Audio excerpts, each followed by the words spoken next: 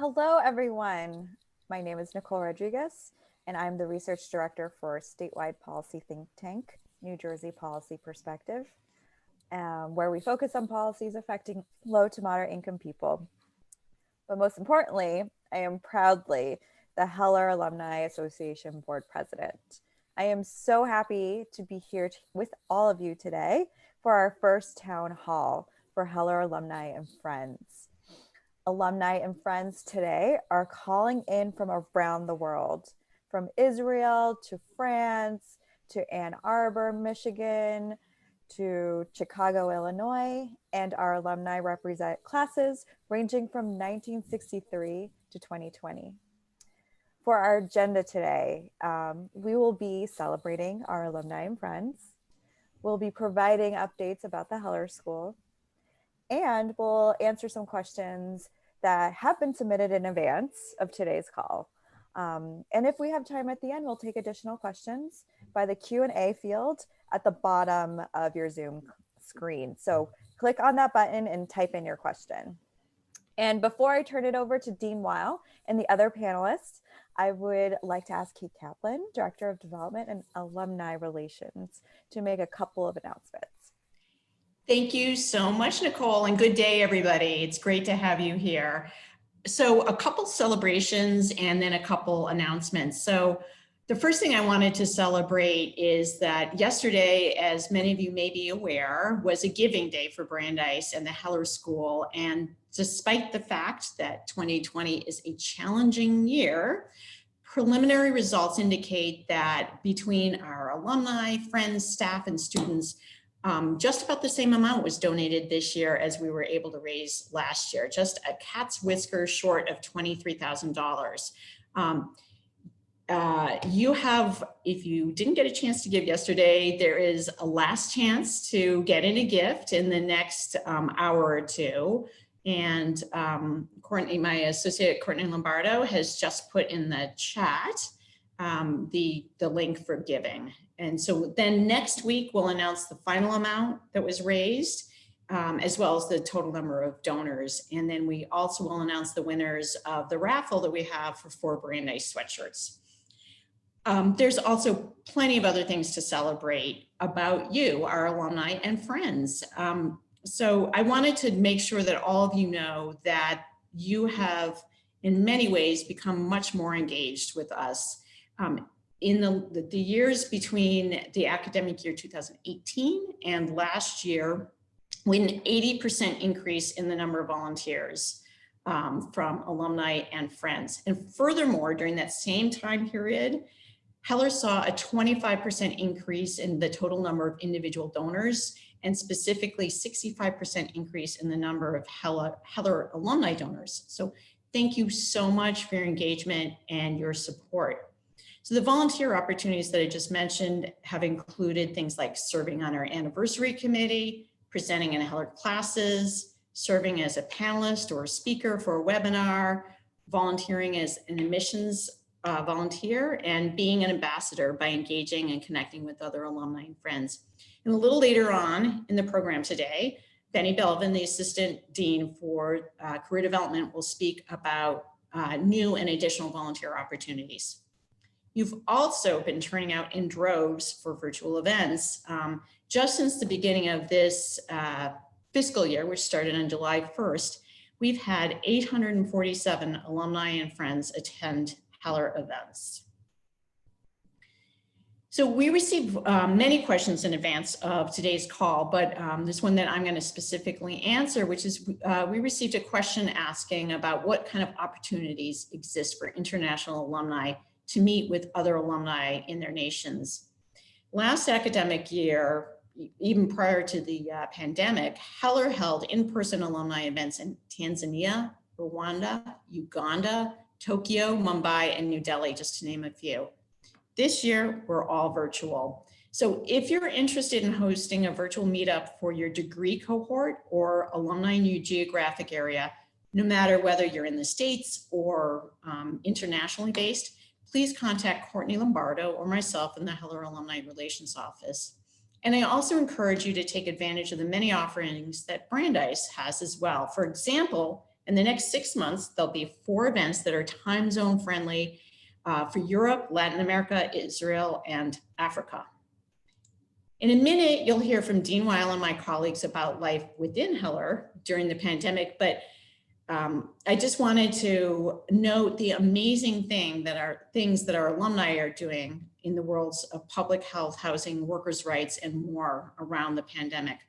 On our alumni website, we have stories featuring alumni like Barbara Ferrer, PhD 1994, the director of the Los Angeles County Department of Public Health. And she's directing public health efforts in one of the first places that saw cases in the United States. And again, I think Courtney will put in a link in chat that'll take you to where those stories are.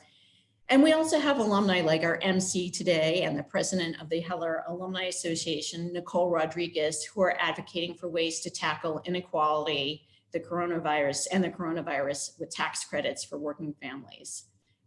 So again, thank you to all of you for your support of the Heller community and for the excellent work that you're doing in the field.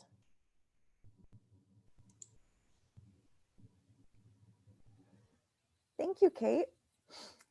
Dean Weil, I'm hoping that you can answer 3 sets of questions. I think I'll just ask one at a time to not overwhelm you. But the first question we have is, we received a number of questions regarding the impact of COVID on Heller, such as how students, faculty, researchers, and staff have adapted, and if there are plans to restructure the program at Heller to fit into a post-COVID-19 world. Okay, thank you, Nicole. And before I jump into answering that question and the other ones you'll tee up, I wanted to thank the participants on today's webinar. This is really exciting to hold our first town hall for alumni and friends. And I'm thankful, you always have to find some silver lining in the clouds of the pandemic, and that's the ease which we can use virtual meetings to let us get together, something I think even after the pandemic ends, we'll continue to draw upon. You know, in answering your question, I think about this not as one pandemic, but it's almost a quintuple pandemic. We have, of course, the public health crisis of COVID. We have the economic recession that has accompanied that. We have the calls for racial justice that have come out of so many troubling encounters between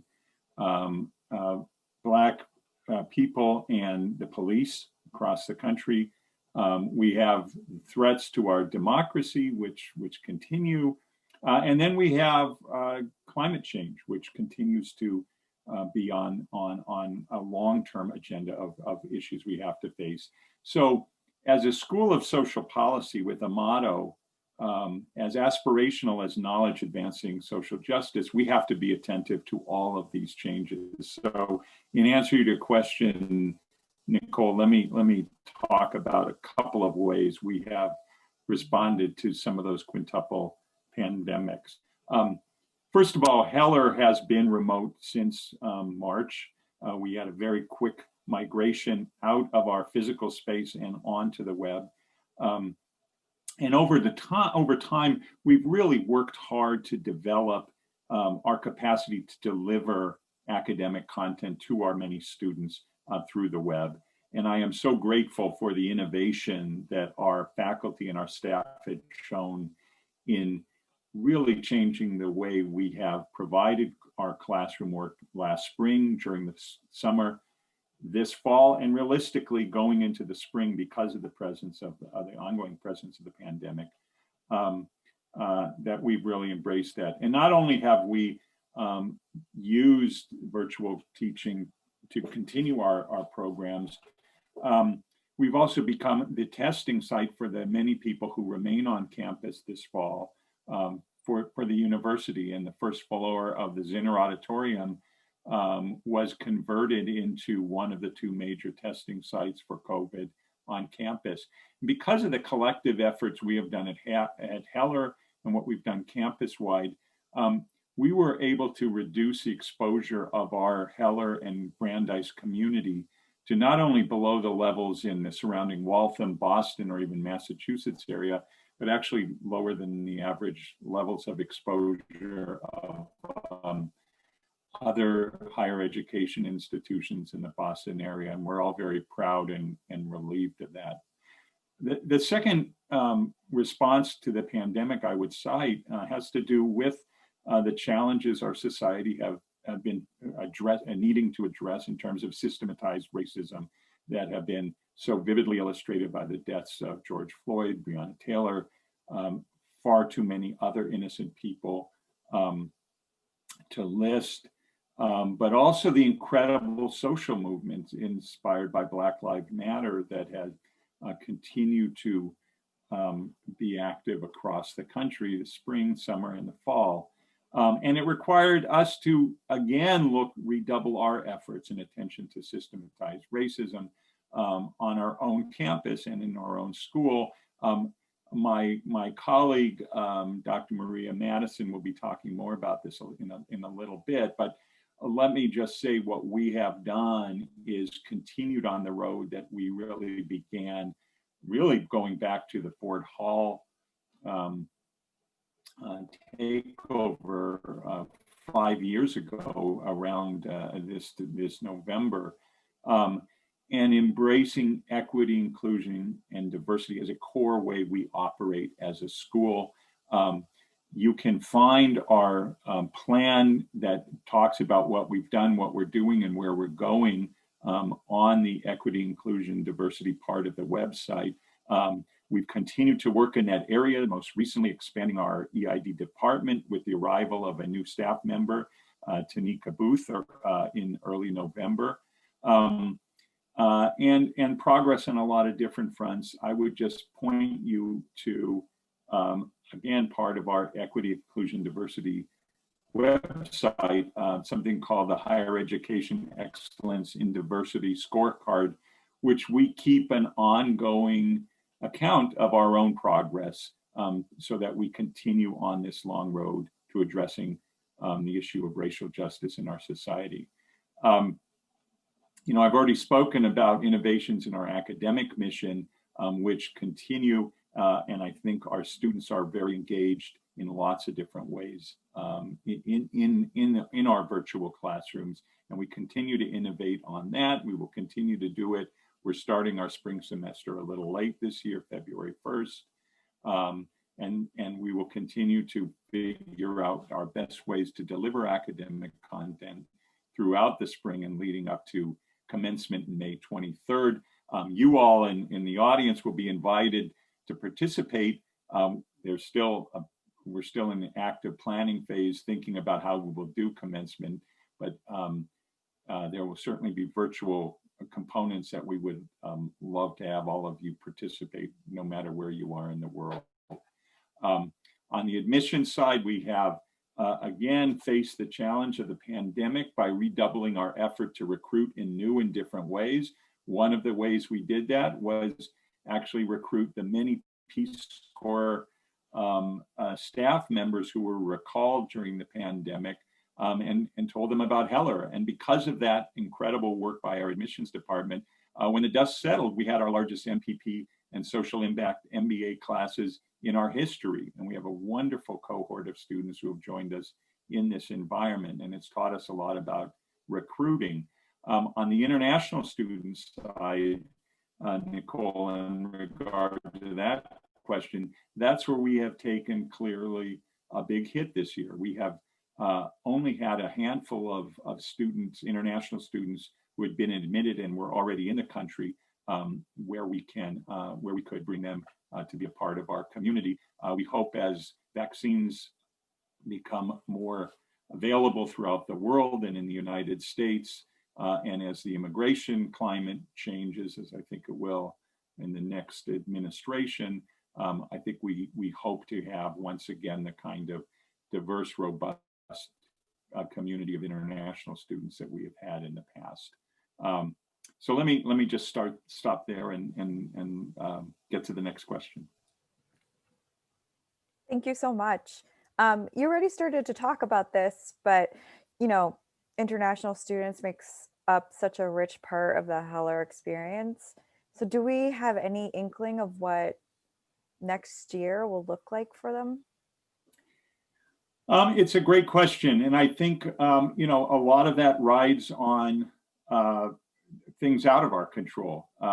It's clearly both the accessibility to new vaccines, and then our students being able to receive them, and it will be a change in the immigration environment. We've had only 15 international students approved for visas for admission this January. We anticipate as embassies start to reopen and as a new policy comes to our State Department, we hope to welcome many more. We will do everything we can to continue our active recruitment of those students for the coming academic year. And I think there's reason to be optimistic about that. Thank you. We need optimism.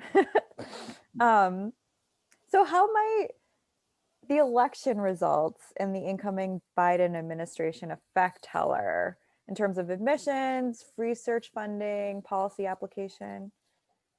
Yeah, that's a great question.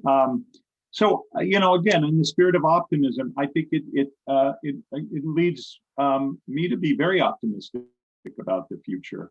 And I say that because we've weathered a storm at Heller as well as we've weathered a storm throughout our country over the last 4 years, with a lot of headwinds that have made doing our mission of knowledge advancing social justice very difficult, and all the more important. And all the more important, I'll say this in a moment, because of all the quintuple pandemics that we're facing.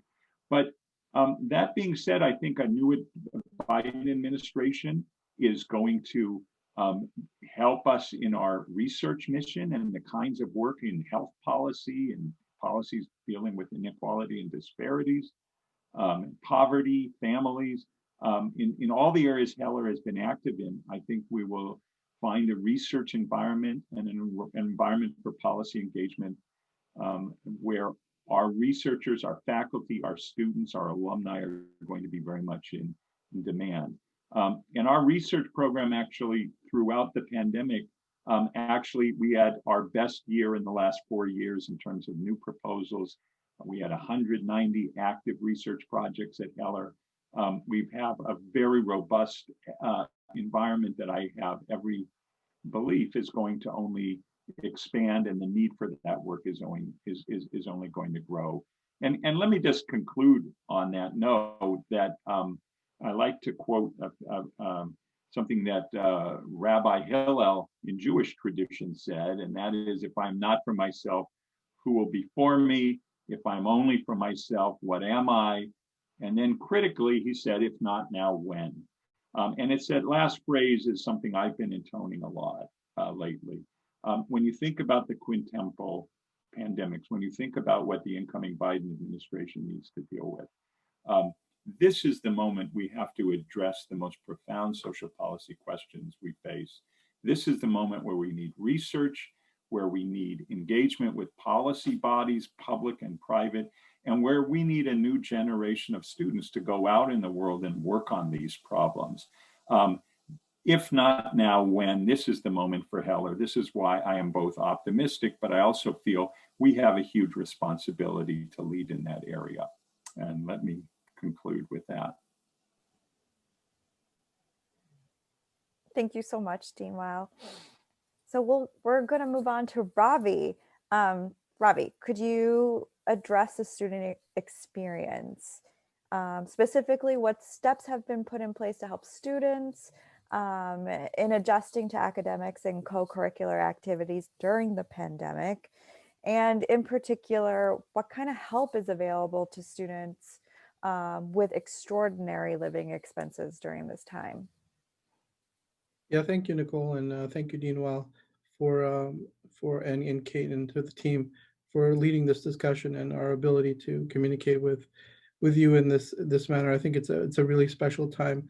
I'd like to just speak on, a couple of things that Nicole raised around the work that we've been doing as a community to adjust to the conditions that have been brought upon us by the pandemics. And I think chief among them is the ability to coalesce as a community around a lot of the issues that you've raised both in your questions and as a wider community around academics, around social aspects of being part of a community, especially during your time at Heller, as well as living and working and having a family, all the things that go along with being a graduate student.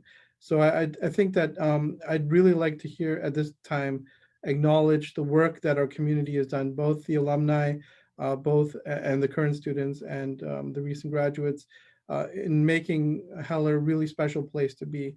I think I've received so many comments about how Heller has been able to support students as well as maintain high academic standards, even despite the fact that we were thrust into a position where none of us had been before in terms of this transition.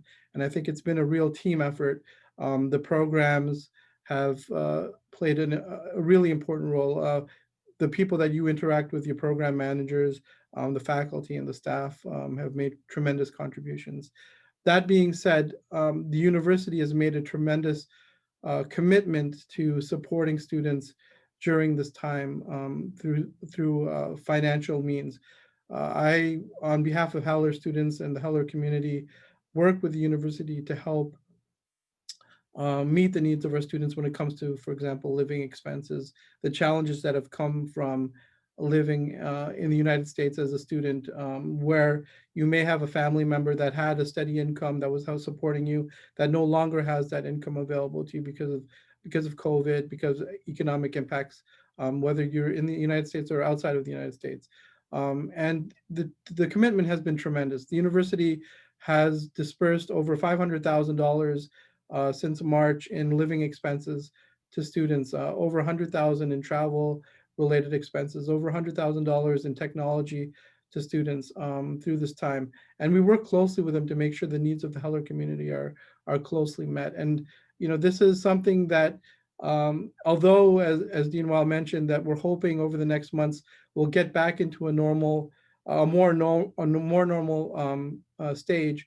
I think that we have to remain vigilant and we have to continue raising funds to support our students and our community, because I anticipate the next 6 months will still be 6 months or more will be difficult in terms of the students who are currently here and the new students who are arriving in the spring semester and in the summer and in the fall. We've made adjustments to the programs. We've made adjustments in admissions to help facilitate entry at different points. And this is all been through the work of our team. And I think that, as Kate mentioned, the contributions that you've made both financially as well as mentors, and also networks and gaining, helping our students gain employment after has been tremendous. And I know Benny will talk a little bit about that later on, but I'd like to personally thank you for that as well. And I'll continue to support that in any way that we can. In terms of the work that we're doing with the university, mental health has been a very big issue. We've strengthened our partnership with the Brandeis Counseling Center in terms of programming. We have embedded counselors in the Heller School, as well as programming for specific affinity groups, which we are developing through mentorship programs and working group. Here I can't help but mention that we have an associate director in Mark Ridgian, who's led a lot of these efforts on behalf of student services. He's now part of the student services team. Some of you may have been familiar with him from COEX, but he's been a tremendous asset and helped us really work with students to build our relationship through their time here at the Heller School. And a lot of the work that we're doing now could not be done without him. So I'd like to give a shout out to Mark, and for any of the alumni and friends who are working in technology innovation, in student supports, feel free to reach out to Mark and myself, and we'll be happy to connect with you and answer questions and work with you as we build programming.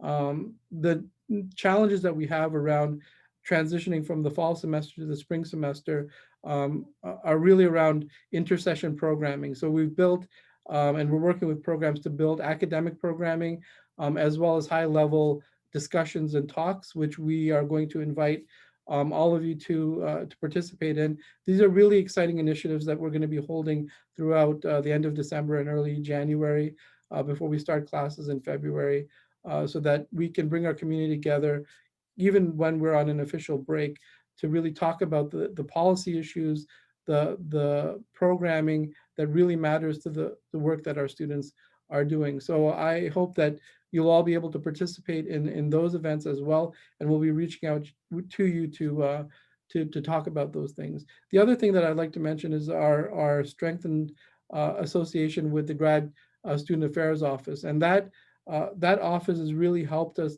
build partnerships with the university, for example, around food insecurity and housing. I think one of the questions was around, will Brandeis ever create graduate housing? And that, of course, is a dream that a lot of us have had for a long time. But in the meantime, our Graduate Student Affairs Office is really working hard to identify local resources, work with landlords, help to identify and facilitate affordable housing in the Waltham area for our students. And I think that has been a tremendous asset to our community over the last couple of years, and we'll continue to work with them. In terms of food insecurity or food access to food on campus, even during the pandemic, we have a food pantry, which is unfortunately now closed, but we've developed a grab and go system where graduate students can request food and pick it up as a designated time and place on campus, and that will meet their needs. We also have been dropping food to graduate students in the Waltham and surrounding areas once or twice a month. So we do have, when we have students in need or students who have requests, we do that as well. And the funds that we gather as a university help to go to support those important initiatives as well. And I think, building a strong, healthy community, making sure the mental health needs, the social needs are taken care of is really important. And as alumni and friends, you're reaching out to us and reaching out to students and talking to them and mentoring and helping them has really helped my office and my team and my work go a lot smoother. We've been continuing to work with sponsoring agencies like the World Bank, OSF, Fulbright, IE, to help build funds for international students to come live and work in the United States. So I really wanted to take this time to acknowledge all of the work that our team is doing, all of the contributions that you've made as alumni. One of the favorite things that I get to do in my job is to meet and talk with alumni when they come to visit or when they drop into a class. So I continue to encourage that engagement, and I look forward to working with all of you. Of course, if you have questions, please send them along, or if you have ways that you want to help academic and student services, I always will be happy to hear from you. So thank you all for this time, and I'll turn it over right now, but I look forward to speaking with you soon. Thank you, Ravi. We really are nothing without the students, so I'm really warmed to hear how we've been above and beyond supporting our students with their mental health, but also with other needs that they have. Now on to Dr. Madison. So one of the questions we received in advance was, many schools like Heller have sent out anti-racism plans, just like Heller did. So how is Heller different from those schools, and what kind of progress has Heller made over the past few years, and what innovations are in the works? Thank you so much, Nicole, and hello to all the alum and community friends. And it's actually a wonderful opportunity to share some of our updates with you, and I hope we get to do this more often. We're finding that we really need to work on amping up our communication methods and sharing stories more about what we're doing, and having those stories come from the students and members of the community themselves. And so, I would say we're both different from other schools, but also benchmarking ourselves from other schools. Some of the things that we're doing to see how we compare and use evidence-based best practices the dean mentioned, which is the higher ed excellence and diversity. And I start there because one of the first things we did back in 2017 was to create a scorecard, if you will, but a long list of approaches that we wanted to undertake, particularly in response to the Ford Hall demands, and particularly in light of the fact that the Ford Hall demands certainly began as long ago as when Angela Davis was at Brandeis. There have been many Ford Halls, and the through line of structural racism is what fueled those Ford Halls and is what we wanted to build our platform for an approach on. So fundamentally, our work does have to align itself with the Heller motto, which is knowledge advancing social justice. That sets us apart, even if we're using the same metrics as other schools. We want to be focused on the same principles that draw students and faculty, staff, and researchers to come be part of the Heller community.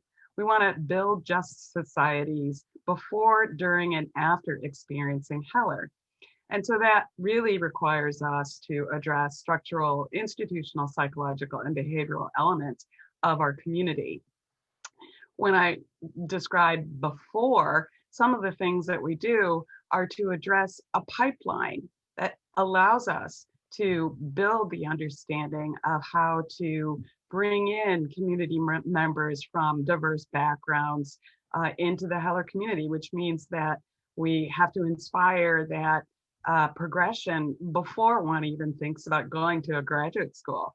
And so we work on pipeline programs. For example, one of our programs is with the Hope Institute, which is looking at criminal justice system involved high schoolers and trying to find ways to help move people through what is a pretty daunting gauntlet of barriers that have been set up through structural racism and policy that disproportionately impacts Black and Brown youth in particular, and inspiring ways to get to graduate school. That program in particular has been at Heller over the last couple of summers and is now finding its way to connect through the academic year. One of the highlights for those students in that program I'll mention as a story is when those students sat down with the dean and he actively listened to their background, he actively listened to their lived experience.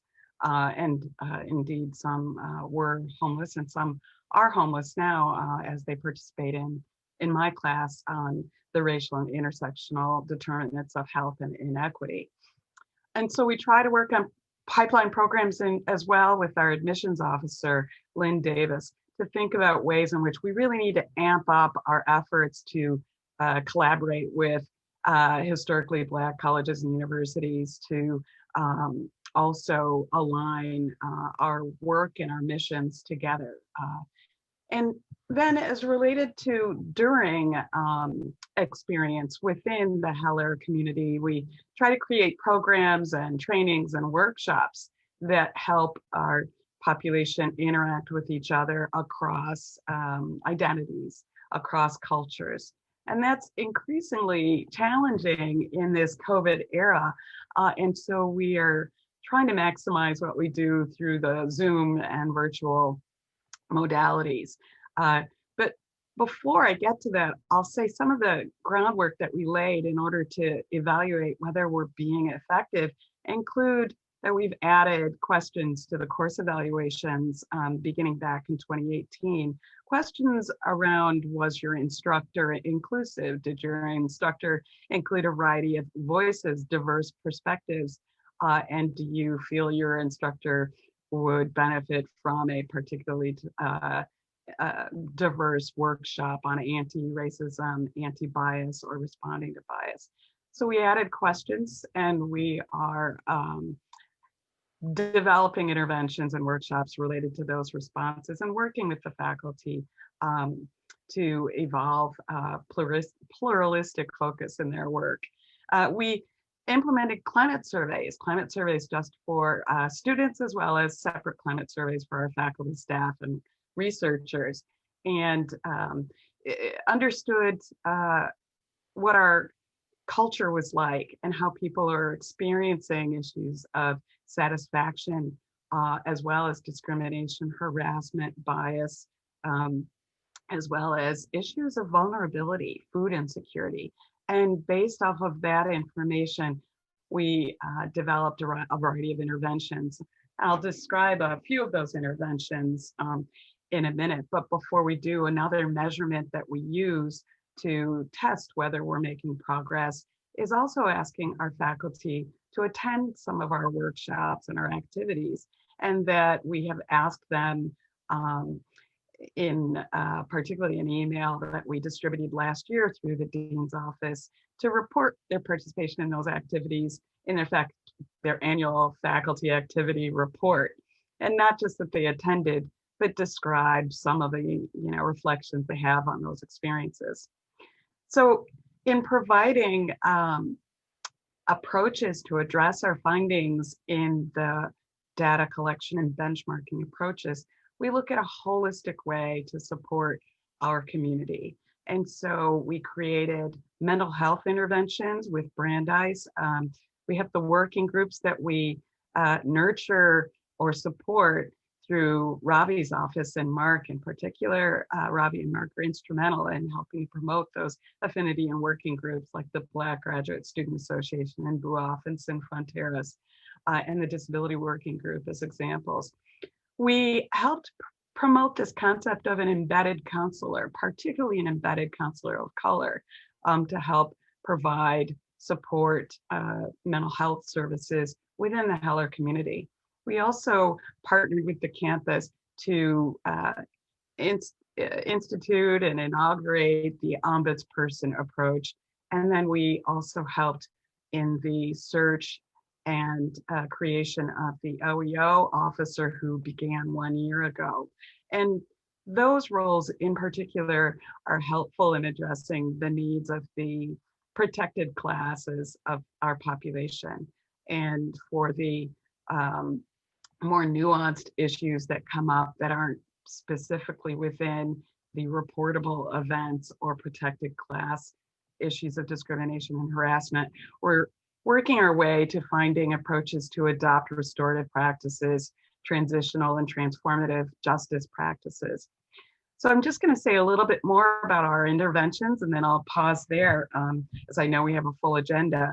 But some of the things that we've done in response to our findings include trying to develop a community reading project that isn't just a one-time event or workshop, but it is a continuous learning process, an iterative process throughout the community, where our community identified a book, which was hashtag from Black Lives Matter to Black Liberation, raised that as a community orientation activity and had subsequent workshops, brought that over into a teach-in with the author, Kianga Yamada Taylor, and had subsequent workshops, brought that into our faculty meeting and had in-depth discussions with our faculty, carrying it over into our ESC and RC, our Education Steering Committees, Research Steering Committees, such that the leadership of Heller began to help cascade these ideas of anti-racism, understanding the historical through line of structural racism through policies in this country, so that we have this diffusion of innovation of anti-racism work throughout our community. Just another couple of programs as an example, we have a mentoring program that's on its second pilot this year, and that we are working with our exceptional partners, Benny Belvin, Kate Kaplan, and Kendra Davis and others to help launch that. And then finally, another program that I hope we'll all learn more about as we begin to design it with our partners is the winter break. We are working on a way to create a session that will help us create a 21-day challenge where everybody reads or has access to anti-racism, anti-discriminatory readings that are both strengths-based as well as focusing on challenges in reading or podcasts or art and music that help us understand and learn how to build a more pluralistic, multicultural, engaging, and inclusive understanding of our community and have that filter through the academic as well as social elements of our environment. So I'll stop there. Thank you, Nicole. Thank you so much, Maria. But before we turn to our final questions, we have Benny. So Benny, what advice can you give to alumni and friends who want to be helpful to current students? Thank you, Nicole. I really appreciate the question because I have a lot of advice to give to alumni and friends. And greetings to everyone that is on this call today. It's always a privilege to be here and address the Heller alumni community. Hopefully you're navigating everything with optimism. I know there's a little bit of nervousness during these times, but hopefully more optimism and nervousness, and we will certainly get there, as you've heard many of the already great speakers address. Over nearly 3 years, I've been at the Heller School, and I worked with many of you and your contemporaries on a wide variety of career education, immersion, engagement programs, and all of them have sought to push the wonderful talent of the Heller School forward into their next career stages. So I'm always grateful to be here. I'm immensely grateful for your commitment to support the career development of Heller students. So I do thank you. I really appreciate it, and we appreciate it. And the work continues to ensure that students and alumni have access to information, to resources, to advising that are so critical to exploring the next steps and making job and internship connections. And especially during this critical time of pandemics, of civil and racial injustice, and economic uncertainty, your help is much needed, even more so than in recent memory. And so I just want to quickly outline some ways that you can become involved and engage with the Heller community and making connections and providing information and even just being a sounding board for referrals. So many of you have already heard about the Hire Brandeis 2020 campaign. You probably received a number of emails. So this is an initiative that was university-wide. It involved all the colleges, all the schools, many participants. And the idea was, especially at the beginning of the pandemic, to help the class of 2020 to connect to jobs, internships, and professional opportunities, strategic information. And we've had 500 plus alumni across the board. About 45 Heller alumni respond to this challenge. And they've done it in many ways of whether or not that's providing information, or they have opportunities that they connect students to, or they're willing to provide resources that would be very helpful. So if this is something that you are interested in participating in, and never underestimate your ability to assist and to help, because the career development process has stages to it. And while some people are looking for the direct connection, many people are trying to figure out how to approach the process. Where should they go? Or if you're in a particular industry, what does that look like? What's the approach? What are the words? What are the methodologies to make you successful in making the connections? So think about Hire Brandeis as one of those vehicles. Now, the interesting thing is you will be directed back to my office, and I'll work with you to see how you want to make that happen, how you want your engagement to look. But that's always a start, because you can also see what's happening across the rest of the university. Lunch and Learns. Many of you have participated in Lunch and Learns and been a part of them. So if you're interested in coming back virtually for now and being part of a Lunch and Learn, students want to hear how you did it. What resources did you utilize? What strategies were helpful? And did you learn something as a result of your experience that you would not have gotten from Heller? So if you're willing to come back and serve in this sort of individual format where you're connecting to students, then certainly we're looking to have you. We'll be doing a whole slate of Lunch and Learn programs in the spring, so look out for that. What also goes with that is our information sessions about different organizations and career tracks.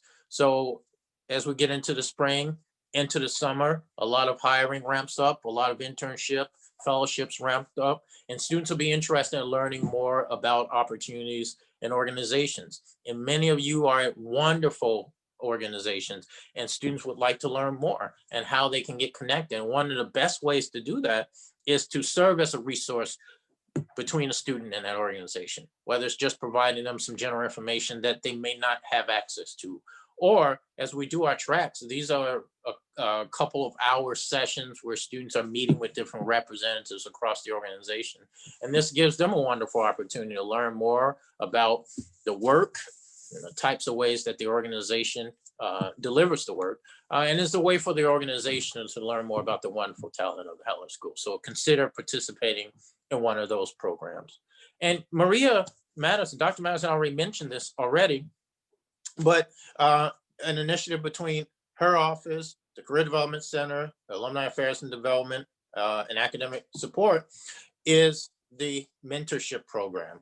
And it seeks to provide students with guidance and insight and support as they navigate their graduate student experience, as well as their career and professional development goals. So if you're interested in being a mentor, certainly reach out. I know some of you are already mentors in the program, and we thank you for that. It's a program that has just started and we're looking to grow, but I think it's a wonderful way to engage with the Heller community and Heller students. And one way you'll see us do this a lot is through our networking events. I think networking during this time is very important.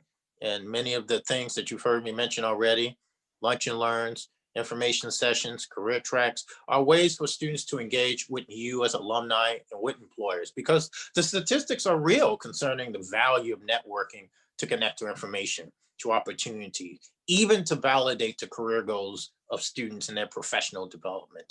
So do consider participating in networking events as they arise. We just so happen to have one that'll be coming up in April that is still being planned, but you will be receiving information about it. So hopefully you will consider engaging. And again, don't underestimate the impact and the information and the resource and just the support that you can provide to students and alumni. And before I end, let me just say this. All of these programs are open to alumni, and you can take advantage of these resources as well. And the resources are simple. Advising. And that advising includes having someone take a look at where you are, whether it's the work that you're doing, the resources that you're using to apply to opportunities, and consider strategies for where you need to go.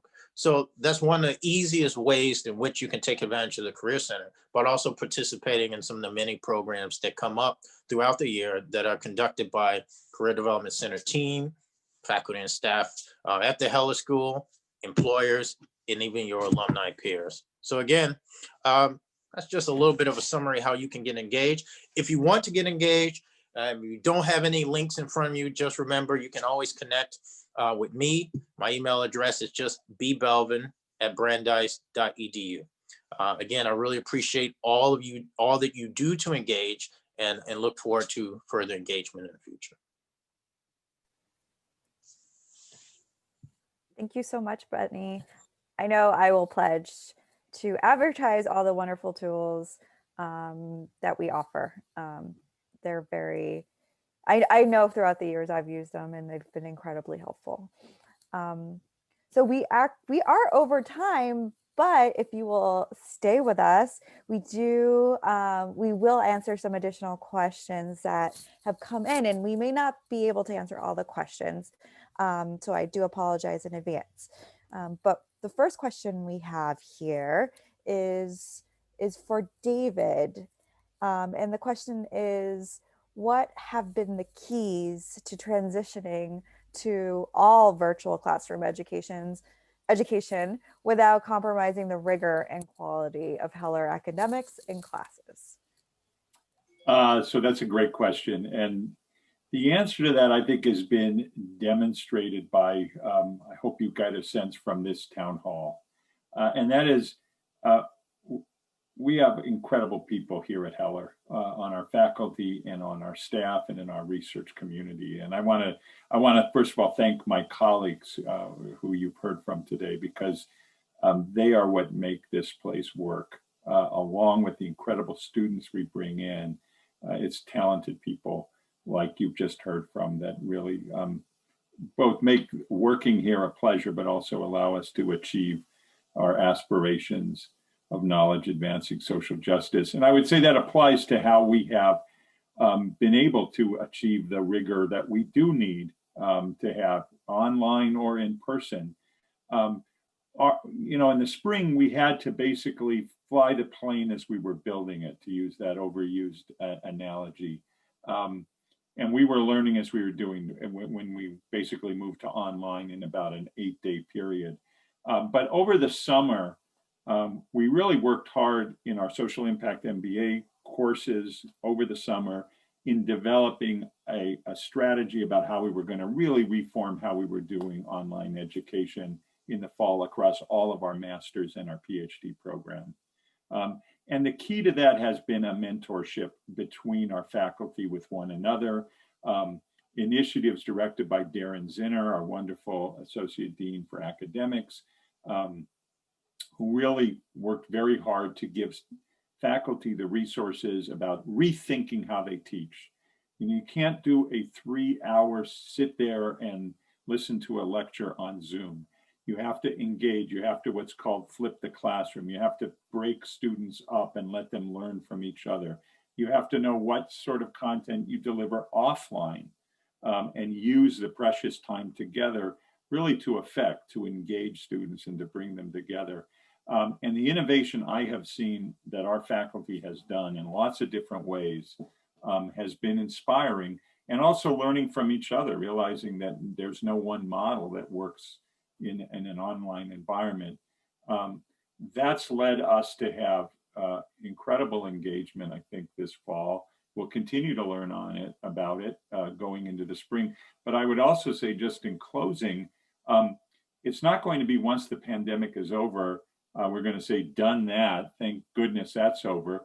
I think we've learned a lot about how to deliver education differently using virtual environments to affect on an ongoing basis, along with having physical spaces, coming back to being our core method of teaching. Thanks for the question. Thank you, David. I just wanted to acknowledge that question came from Jeff Goldings. And our next question is from Emma Stokes. She says that she looks forward to reading the plans posted on diversity. We all use a variety of these words and terms when talking about these interrelated topics. And she's asking if, Maria, if you could share the conceptual framework and terminology that Heller is using to set and address its plan. Yeah, so when we think of conceptual framework, I think what you're asking is also how we define these things.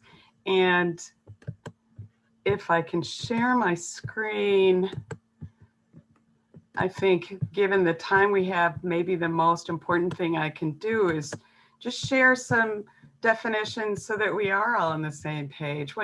When we think of structural racism, we had a beautiful way to orient the community onto that and its rootedness through the book of Keeanga-Yamahtta Taylor, who beautifully describes in her book on from hashtag Black Lives Matter to Black Liberation, how the origin of structural racism as a terminology being coined, I would say, dates all the way back to Du Bois, but she beautifully also quotes Stokely Carmichael's definition, which helps center our community on policies, programs, and practices of public and private institutions that result in greater rates of poverty, dispossession, criminalization, illness, and ultimately mortality of African Americans. Within the context of Heller, we broaden this out because we also want to hold up, especially through the Office of Equity, Inclusion, and Diversity, our numerous identities that includes disability, includes the anti-Asian impact, particularly now of COVID and the pandemic, that includes LGBTQIA, that includes class, geography, etc.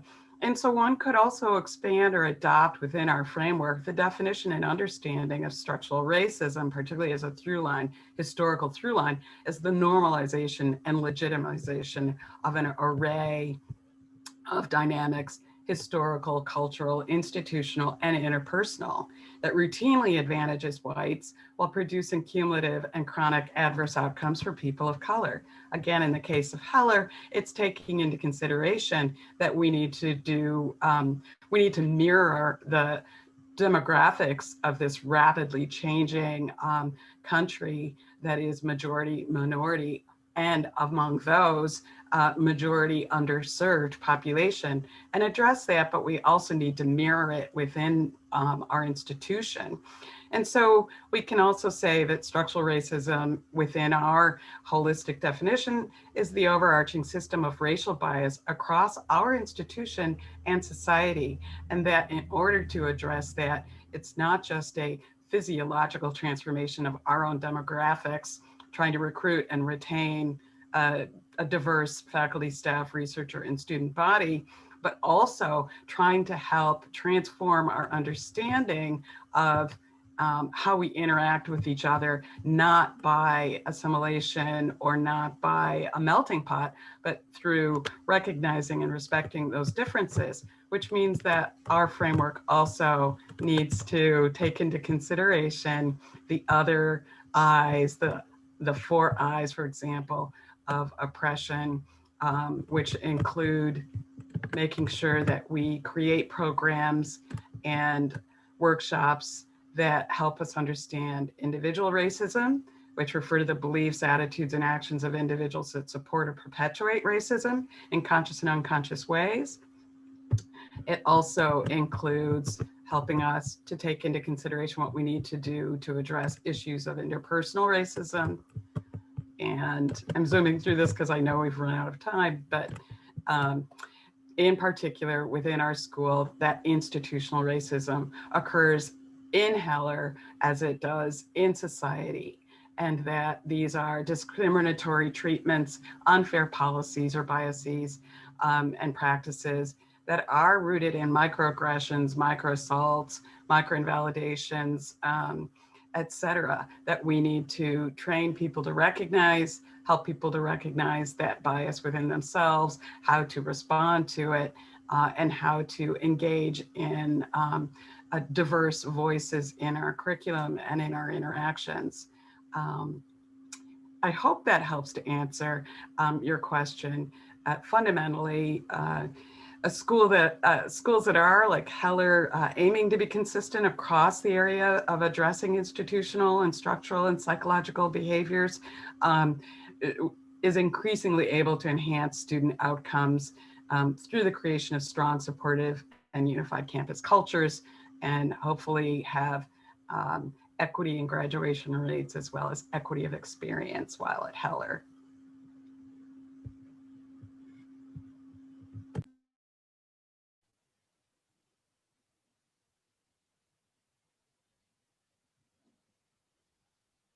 Thank you so much, Maria.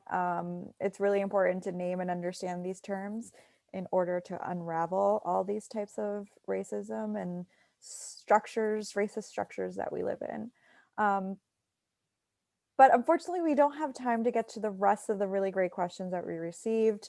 Feel free to email or contact any of us, and we'll be happy to answer any of those lingering questions.